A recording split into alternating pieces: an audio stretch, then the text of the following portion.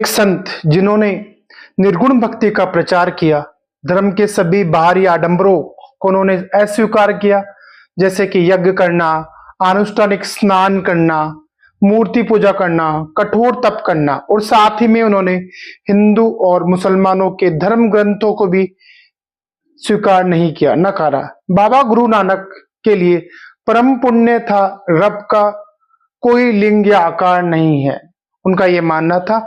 और उन्होंने रब की उपासना के लिए एक सरल उपाय बताया, और वह था कि उसका निरंतर स्मरण और नाम जप। उन्होंने पंजाबी में भाषा के अंदर शब्द के माध्यम से ये बात रखी अपनी, और दुनिया में आज अलग अलग जगहों पे उनके इन विचारों को पूजा जाता है, उनके शब्दों को सुना जाता है, और इस बात पे चलकर लोग वेल्थ और हेल्थ के अंदर हमेशा आगे बढ़ते हैं। हाँ जी, बाबा गुरु नानक देव, बाबा नन या नन गुरु नानक भी बोलते हैं इनको, जिनका जन्म 15 अप्रैल 1469 को हुआ और इनकी मृत्यु 22 सितंबर 1539 को हुई।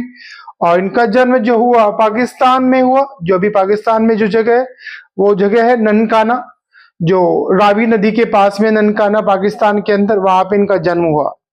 इनसे रिलेटेड एक कहानी थी कि एक बार एक गांव में जाते हैं ये और इनके शिष्य अंगद।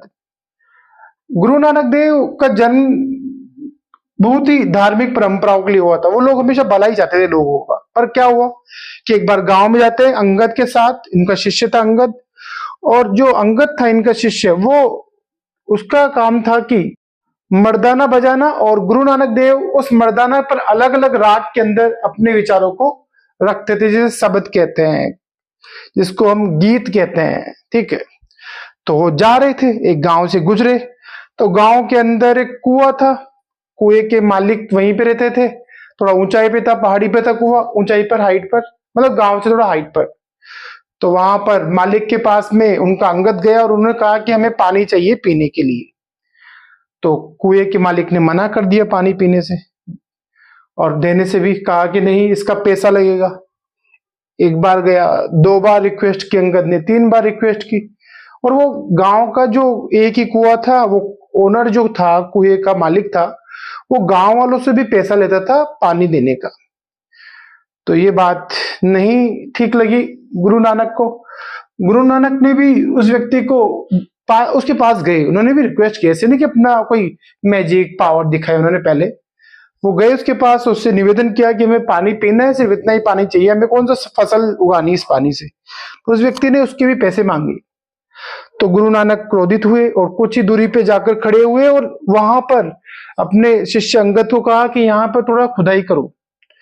तो 2 हाथ खुदाई करने पर उस जगह पर बहुत ही साफ पानी आने लगा, और जो कुएं का मालिक था वो अपने कुएं में जाके देखता है तो उसके कुएं का पानी कम होता जा रहा है। और ये सब चीजें, सब चमत्कार जो था, वहां गांव के सारे लोग देख रहे थे। उन्होंने बाबा नानक गुरु का अभिवादन किया, वाहे गुरु से उनका सम्मान किया, और इस बात से नाराज हुआ कुएं का मालिक, और उसने एक पत्थर लिया और गुरु नानक की तरफ फेंका। पर गुरु नानक ने उस पत्थर को हाथ से रोककर फूल में कन्वर्ट कर दिया।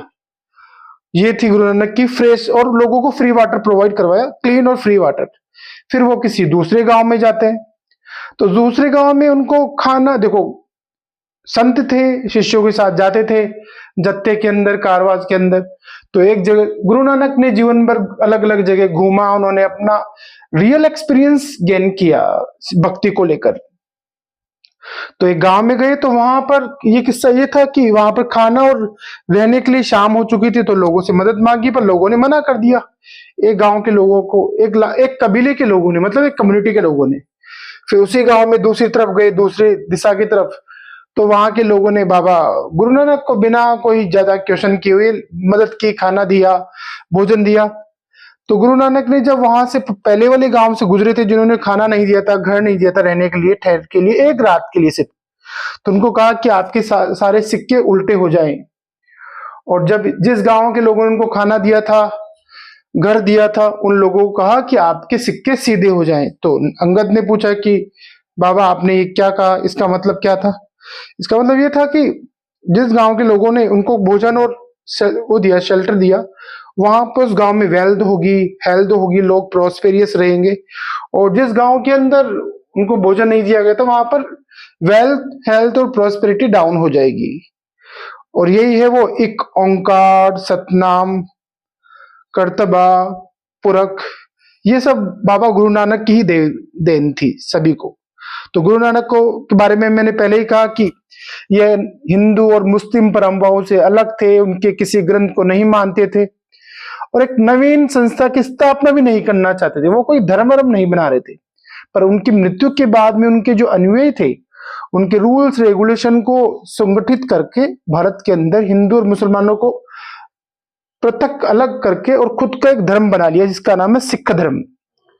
और वैसे तो गुरु नानक देव ने भी एक संगत बनाई थी, संगत के नियम थे, पर वो संगत सिर्फ गाने बजाने के लिए, एक भगवान से, उस भक्ति से भगवान को जोड़ने के लिए थी, ना कि अलग धर्म बनाने के लिए। पर क्या हुआ, फिर धीरे धीरे बनाना पड़ा अलग से धर्म। उनके जो पांचवें गुरु थे अर्जुन देव, उन्होंने गुरु नानक, उनके चार उत्तराधिकारी बाबा फरीद और रविदास और कबीर की वाणियों को संग्रहित करके और ग्रंथ साहिब संकलित किया। इनको गुरुबानी भी कहा जाता है, जो आज के टाइम पे अनेक भाषाओं में संकलित है, अवेलेबल है। और 17वीं सेंचुरी में आते आते 10वें गुरु गुरु गोविंद सिंह ने खालसा पंथ का नींव डाली, जो जिसके अंदर कुछ रूल्स बने खालसा पंथ के अंदर। खालसा पंथ में 5 रूल्स है। वो क्या रूल थे कि बिना कटे केस के बाल नहीं काटने हैं, कृपाल रखनी है, दूसरा, तीसरा कच्छा पहनना है, चौथा कंघा रखना है और 5वां लोहे का कड़ा पहनना है।